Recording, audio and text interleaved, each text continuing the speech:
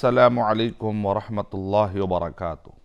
الحمدللہ رب العالمین والصلاة والسلام علی رسولہ الکریم وعلی آلہ واصحابہ اجمعین، اما بعد فاعوذ باللہ من الشیطان الرجیم، بسم اللہ الرحمن الرحیم۔ شہر رمضان الذی انزل فیہ القرآن ھدی للناس وبینات من الہدی والفرقان، رب اشرح لی صدری ویسر لی امری واحلل عقدۃ من لسانی یفقہ قولی۔ میں سب سے پہلے اللہ سبحانہ و تعالیٰ کا شکر بجا لاتا ہوں، بے پایاں درود و سلامتی ہو محمد مصطفیٰ صلی اللہ علیہ وسلم پر، آپ کے صحابہ کرام پر، آپ کے آل بیت پر، قیامت تک آنے والے سارے مسلمین اور مومنین پر۔ اور میں اللہ سبحانہ و تعالیٰ سے دعا کرتا ہوں کہ اللہ سبحانہ و تعالیٰ ہمیں اسلام کی دعوت کو ہر کچے اور پکے مکان تک پہنچانے کی، تعارف اسلام کو پیش کرنے کے اللہ تعالیٰ توفیق عطا فرمائے۔ محترم ناظرین اکرام، روح رمضان کی سیریز میں آپ سب کا میں اسلامی طریقے سے استقبال کرتا ہوں۔ آج کے ایپیسوڈ کی ہماری یہ تھیم ہے کہ رمضان المبارک کا ایمان کی آبیاری اور ایمان کو تازہ کرنے سے بڑا گہرا تعلق ہے۔ رمضان المبارک کا تجدید ایمان سے بڑا گہرا تعلق ہے، اور اللہ کے نبی صلی اللہ علیہ وسلم نے ارشاد فرمایا کہ اگر آپ پڑھتے ہیں صحیح الجامع الصغیر حدیث نمبر 1590، حدیث نمبر 1590، کہ اللہ کے نبی صلی اللہ علیہ وسلم نے ارشاد فرمایا کہ ان الایمان لا یخلق کما یخلق الثوب، کہ جیسے کپڑا بودا ہو جاتا ہے، کمزور ہو جاتا ہے، پرانا ہو جاتا ہے تو وہ ایک کمزوری اس کے اندر آ جاتی ہے، ایک بودا پن آ جاتا ہے، تو بالکل اسی طریقے سے تمہارے ایمان میں بھی کمزوری آ جاتی ہے۔ ان الایمان لا یخلق کما یخلق الثوب، جیسے کپڑا بودا اور کمزور ہو جاتا ہے تو بالکل اسی طریقے سے ایمان بھی بودا اور کمزور ہو جاتا ہے۔ فاسألوا اللہ ان یجدد اللہ فی قلوبکم، اللہ سبحانہ و تعالیٰ سے تم یہ دعا کرو کہ اللہ سبحانہ و تعالیٰ تمہارے دلوں کے اندر ایمان کو فریش کر دے، تجدید کر دے، اللہ سبحانہ و تعالیٰ اس ایمان کی آبیاری فرما دے۔ تو گویا کہ ہم کو یہاں پر دعا سکھائی جا رہی، اس حدیث کے اندر ہم کو یہ دعا سکھائی جا رہی ہے کہ آدمی نہ صرف ایمان کی فکر کرے بلکہ ایمان کے تجدید کی دعا کرے۔ مثال کے طور پہ ایک آدمی نماز کی پابندی کی فکر کرتا ہے لیکن دعا نہیں کرتا ہے تو ایسا نہیں چلے گا، کیونکہ انبیاء کا طریقہ کیا؟ رب اجعلنی مقیم الصلاۃ ومن ذریتی، کہ اللہ سبحانہ و تعالیٰ تو مجھے بھی نمازی بنا دے اور میری نسل کو بھی نمازی بنا دے۔ تو یہاں پر صرف فکر نہیں کر رہے، محنت نہیں کر رہے، بلکہ دعا بھی کر رہے ہیں۔ اسی طریقے سے دل کے صفائی کے لیے، جس کو آپ کہتے ہیں تزکیۃ القلوب، فقہ القلوب، طہارت القلوب، دلوں کی صفائی، دلوں کے تزکیے کے لیے بھی صرف خواہشات کر لینے سے، محنت کرنے سے کافی نہیں ہوتا، بلکہ دعا بھی کرنا چاہیے، جیسا کہ ہم کو بتایا گیا وَزَكِّهَا وَأَنْتَ خَيْرُ مَنْ زَكَّاهَا، اے اللہ سبحانہ و تعالیٰ تو اس دل کو پاک کر دے اور تو بہترین ہے اس کو پاک کرنے والا۔ ہم جا کر کہتے ہیں مولانا میرا دل پاک نہیں ہو رہا ہے، مولانا میرے اعمال پاک نہیں ہو رہے گناہوں سے۔ ٹھیک ہے، آپ مولانا سے کہتے ہیں، نصیحت کی حد تک بہت اچھی بات ہے، لیکن آپ اللہ سے ڈائریکٹ کہیے وَزَكِّهَا وَأَنْتَ خَيْرُ مَنْ زَكَّاهَا۔ تو بالکل اسی طریقے سے یہاں پر اللہ کے نبی صلی اللہ علیہ وسلم ارشاد فرما رہے ہیں فَاسْأَلُوا اللَّهَ، تو تم اللہ سے مانگو ان یجدد اللہ فی قلوبکم، کہ اللہ سبحانہ و تعالیٰ تم ان یجدد الایمان فی قلوبکم، کہ اللہ سبحانہ و تعالیٰ تمہارے دلوں کے اندر بھی ایمان کو تازہ کر دے۔ تو رمضان المبارک ایک اچھا موقع ہے کہ ہم اس دعا کو اور زیادہ مانگیں اور اس اپنے ایمان کو تجدید کروا لیں۔ تازہ کر لے، ایک بہترین موقع ہے ایک ایمانی کیفیت سے، کیونکہ جیسا کہ گزشتہ ایپیسوڈ میں بتایا گیا، سرغنہ شیطان بند ہے، سرغنہ جن بند ہے، اسی طریقے سے جنت کے دروازے کھول دیے گئے ہیں، جہنم کے دروازے بند کر دیے گئے ہیں، اور پکارنے والا پکارتا ہے کہ اے خیر کے چاہنے والے، یا باغی الخیر اقبل و یا باغی الشر اقصر، کہ اے خیر کے چاہنے والے آگے بڑھ، اے شر کے چاہنے والے ذرا رک جا۔ وَلِلَّهِ عُتَقَاء مِنَ النَّارِ وَذَلِكَ كُلُّ لَيْلَةٍ، اور اللہ سبحانہ وتعالیٰ نہ جانے کتنے ہی لوگوں کو مغفرت کا پروانہ لکھ دیتے ہیں، اور یہ ہر رات ہوتا ہے۔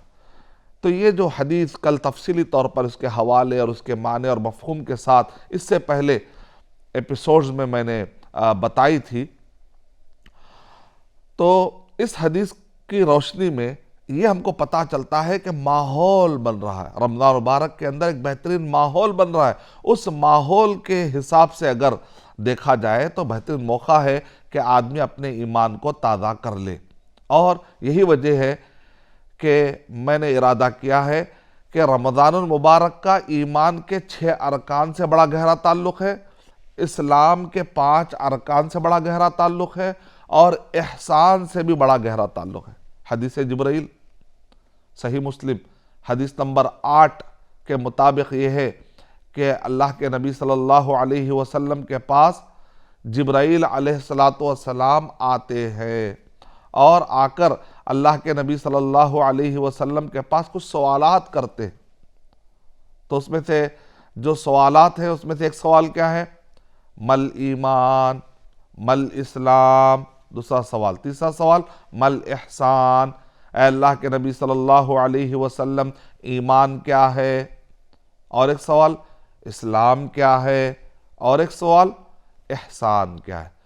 تو رمضان مبارک میں اگر ہم علمی طور پر رمضان مبارک گزاریں گے تو گزارنے کا معنی اور اس کی معنویت بڑھ جائے گی۔ جہل کے طور پر رمضان گزاریں گے تو آپ کو نہ اس کی لذت کا اندازہ ہوگا، نہ حلاوت ایمان کا اندازہ ہوگا، کیونکہ ایمان اور علم ساتھ ساتھ چلتے ہیں۔ جہاں علم مس ہو جاتا ہے تو ایمان کی لذت کھو جاتی ہے، جہاں علم بڑھ جاتا ہے تو ایمان کی لذت میں مٹھاس آنے لگتی ہے۔ تو یہ الفاظ سمجھنا بہت ضروری ہے، کیونکہ رمضان المبارک میں جب آپ داخل ہو چکے ہیں اور رمضان المبارک میں آپ تیاری کرنا چاہتے ہیں تو ایمان، احسان اور اسلام، ان چیزوں کو اپنے اندر بڑھانے کی کوشش کرنی چاہیے، اسلام کی کیفیت، ایمان کی کیفیت اور احسان کی کیفیت۔ تو جبرائیل علیہ السلام نے جو سوالات کیے ان جوابات پر غور کرتے جائے، اور یہ بھی دیکھتے جائیے کہ رمضان مبارک سے اس کا کیسا گہرا تعلق ہے، اس پر بھی غور کریں گے انشاءاللہ۔ ایمان کیا ہے؟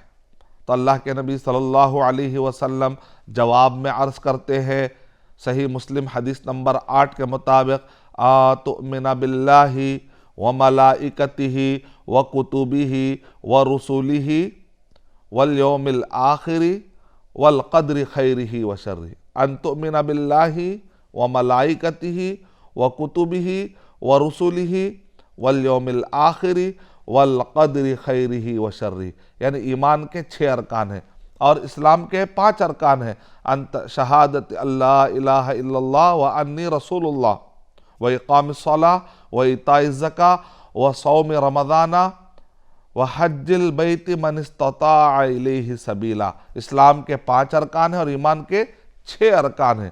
تو ایمان کے جو 6 ارکان ہیں، رمضان المبارک کا ایمان سے بھی اور اسلام سے بھی بڑا گہرا تعلق ہے۔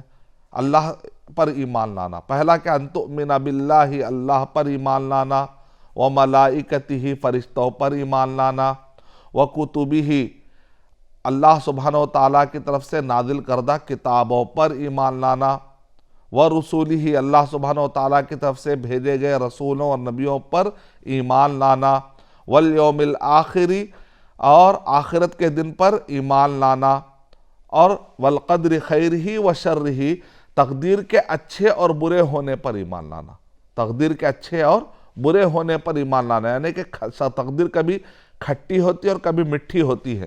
عقیدے کتابوں میں لکھا گیا حلوہ و مرہ، یعنی اس کا مطلب سمجھایا گیا کہ تقدیر کبھی کھٹی ہوتی ہے اور کبھی مٹھی ہوتی ہے، یا کبھی جو ہے حلوی ہی مرری، کبھی کڑوی ہوتی ہے اور کبھی میٹھی ہوتی ہے.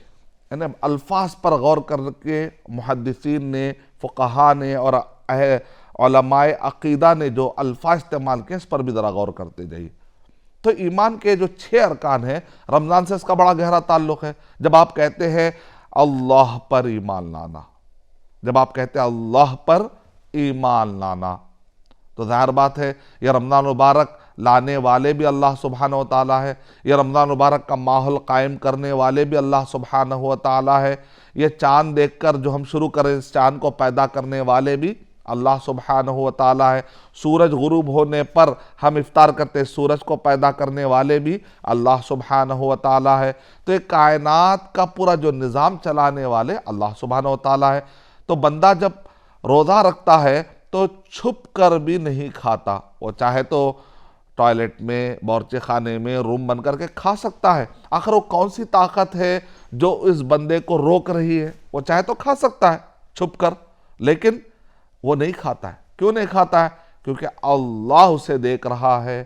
ان اللہ کان علیکم رقیبا، اللہ سبحانہ و تعالیٰ اس کو دیکھ رہے ہیں. بے شک اللہ سبحانہ و تعالیٰ تم پر رقیب ہے، اللہ سبحانہ و تعالیٰ مراقبہ کر رہے، دیکھ رہے ہیں. بصیر ہے اللہ سبحانہ و تعالیٰ، سمیع ہے اللہ سبحانہ و تعالیٰ. تو بندہ روزے کی حالت میں بری بات نہیں کرتا، جھوٹ نہیں بولتا، گندگیوں سے دور رہتا ہے، اور اسی طریقے سے وہ طاقت رکھتے ہوئے بھی چھپ کر بھی نہیں کھاتا. اس کا مطلب کیا نکلا؟ اس کے ذہن میں بات چل رہی ہے کہ میں روزہ کس کے لیے رکھا ہوں؟ اللہ سبحانہ و تعالیٰ کی. اسی لیے اللہ کے نبی صلی اللہ علیہ وسلم نے کیا ارشاد فرمایا کہ اللہ سبحانہ و تعالیٰ یہ کہہ رہے ہیں روزے کے بارے میں کہ وَالصَّوْمُ لِي، کہ روزہ میرے لیے، وَأَنَا أَجْزَى، کہ میں وَأَنَا أَجْزِي بھی، کہ میں اس کا بدلہ دوں گا. اللہ سبحانہ و تعالیٰ کہہ رہے ہیں کہ میں اس کا بدلہ دوں گا. کیوں؟ اس لیے کہ ایک ایسی کیفیت ہوتی ہے کہ بندے اور اللہ سبحانہ و تعالیٰ کے تعلق کا یہ بڑا گہرا تعلق اور بڑی گہری عبادت کی یہ رسم وہ ادا کر رہا ہے، کہ عبادت ادا کر رہا ہے جس کو اللہ سبحانہ و تعالیٰ بہت پسند کرتے ہیں. تو رمضان مبارک کا ایمان کے 6 ارکان سے بڑا گہرا تعلق ہے. وہ اللہ کے لیے روزہ رکھتا ہے. ان تؤمن باللہ و ملائکتہ، رمضان مبارک میں فرشتے بڑی کثرت سے نازل ہوتے ہیں. اگر آپ پڑھتے ہیں سورۃ القدر، انا انزلناہ فی لیلۃ القدر وما ادراک ما لیلۃ القدر لیلۃ القدر خیر من الف شہر تنزل الملائکۃ والروح فیہا باذن ربہم من کل امر، کہ فرشتے اس میں نازل ہوتے ہیں اور جبرائیل امین بھی نازل ہوتے ہیں. اس کا مطلب کیا نکلا؟ فرشتوں کی کثرت رمضان المبارک کے اندر. ان تؤمن باللہ وملائکتہ وکتبہ، آپ تو اس سے پہلے کے ایپیسوڈ میں نے بتایا السلسلہ صحیحہ حدیث نمبر 1575 1575 کے مطابق کہ صحف ابراہیم جب نازل ہوئے رمضان المبارک کا مہینہ تھا، تورات جب نازل ہوئی رمضان المبارک کا مہینہ تھا، زبور جب نازل ہوئی رمضان المبارک کا مہینہ تھا، انجیل جب نازل ہوئی تو رمضان المبارک کا مہینہ تھا، قرآن مجید جب نازل ہوا تو رمضان المبارک کا مہینہ تھا. تو ان تؤمن باللہ و ملائکتہ و کتبہ، یعنی کتابوں کا رمضان مبارک سے بڑا گہرا تعلق ہے. آپ کو یہ بھی سمجھ میں آگئی بات؟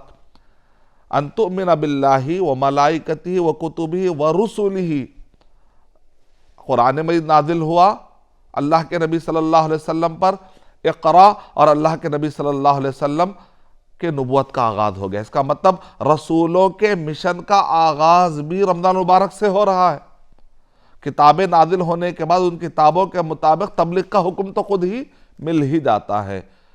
تو اس کا مطلب یہ نکلا کہ رسولوں کی رسالت اور نبوت کے مشن کا آغاز بھی اس رمضان مبارک سے ہو رہا ہے.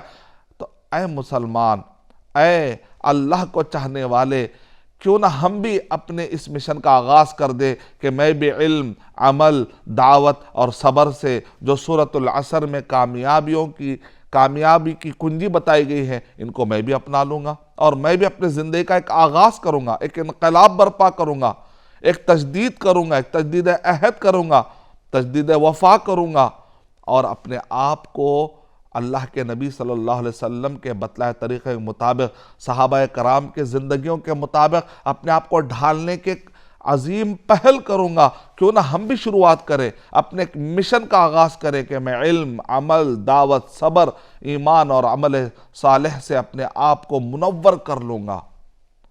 ان تؤمن باللہ وملائکتہ وکتبہ ورسلہ والیوم الآخر۔ آخرت سے بڑا گہرا ایمان کے 6 ارکان پہ آپ غور کرتے جائیے اور رمضان مبارک پہ غور کرتے جائیے، بڑا گہرا تعلق آپ کو نظر آئے گا۔ اگر یہ کیفیت پیدا نہیں ہو رہی ہے تو پھر رمضان مبارک کے روح کو آپ نے اخذ نہیں کیا، رہ گئی رسم ادا روح بلالی نہ رہی والا معاملہ ہو جائے گا کہ بس آپ رہ گئے، بھوکے پیاسے ہو گئے، اس روح کو آپ سمجھ نہیں سکے، اس ایسنس کو آپ نہیں سمجھ سکے، اس اسپرٹ کو اگر آپ نہیں سمجھ سکے۔ ان تؤمن باللہ وملائکتہ وکتبہ ورسلہ والیوم الآخر، آخرت کے دن پر ایمان۔ ظاہر بات ہے روزہ رکھنا، نماز پڑھنا، توحید پر قائم رہنا، شرک سے دور رہنا، بدعت سے دور رہنا، یہ ایک جو مسلسل جد و جہد ہے، ایک محنت ہے، عملی محنت ہے، یہ عقیدے کی محنت ہے۔ آدمی ضلالت اور گمراہی سے بچتے ہوئے اتباع سنت کو تھامتا ہے، توحید کو تھام لیتا ہے، اور صلاح، صوم، زکوٰۃ، حج، جو اللہ سبحانہ و تعالیٰ نے اس پر پابندی لگائی ہے، پابندیاں اس پر اللہ سبحانہ و تعالیٰ نے نازل کی ہے، ان سب کا وہ اہتمام کرتا چلا جاتا ہے، حلال و حرام میں فرق کرتا چلا جاتا ہے، اچھے اخلاق اور برے اخلاق میں فرق کرتے چلا جاتا ہے، تو آخر ان سب محنتوں کا مقصد کیا ہے؟ آخرت کی کامیابی، موت کے بعد کی تیاری، یوم القیامہ، یوم حشر اور یوم الحساب کی تیاری۔ اس کا مطلب رمضان مبارک کا یہ ارکان ایمان سے بڑا گہرا تعلق ہے۔ ان تؤمن باللہ وملائکتہ وکتبہ ورسلہ والیوم الآخر والقدر خیرہ وشرہ، تقدیر کے اچھے اور برے ہونے پر ایمان لانا۔ تقدیر کا یہ بڑا گہرا تعلق ہے۔ سورہ قدر پڑھنے سے پتہ چلتا ہے انا انزلناہ فی لیلۃ القدر، یعنی کہ لیلۃ القدر کا ایک قدر و منزلت ترجمہ کہہ کہ اگر آپ گزر جائے تو آپ نے اس کا حق ادا نہیں کیا، تقدیر والی رات، یعنی اللہ سبحانہ تعالیٰ آنے والے پورے مکمل 1 سال کی تقدیر فرشتوں کے حوالے کرتے ہیں کہ کون اس سال میں کون قرضدار ہو جائے گا اور کون قرضے سے باہر نکلے گا، کون بیمار ہوگا، کون بیماری سے باہر نکلے گا۔ بندہ اگر دعا کرے گا تو اس کے لیے بہترین آنے والے سال میں برکتیں نازل ہوں گی۔ تو لیلۃ القدر، تو اس کا مطلب نکلا کہ ایمان کے 6 ارکان سے رمضان مبارک کا بڑا گہرا تعلق ہے۔ پھر اور کیا تفصیل ہے؟ ایمان باللہ کس کو کہتے ہیں؟ ایمان کے تفصیلات کیا ہیں؟ کیسے ایمان بڑھتا ہے اور کیسے گھٹ جاتا ہے؟ انشاءاللہ آنے والے ایپیسوڈ میں میں ضرور آپ کے سامنے ان باتوں کو رکھنے کی میں سعادت حاصل کروں گا۔ میں اللہ سبحانہ و تعالیٰ سے دعا کرتا ہوں کہ اللہ سبحانہ و تعالیٰ ہمارے ایمان کو دن بدن بڑھانے والا بنائے، نہ کہ ہمیں گھٹانے والا بنائے۔ آمین۔ وآخر دعوانا الحمدللہ رب العالمین۔ السلام علیکم ورحمۃ اللہ وبرکاتہ۔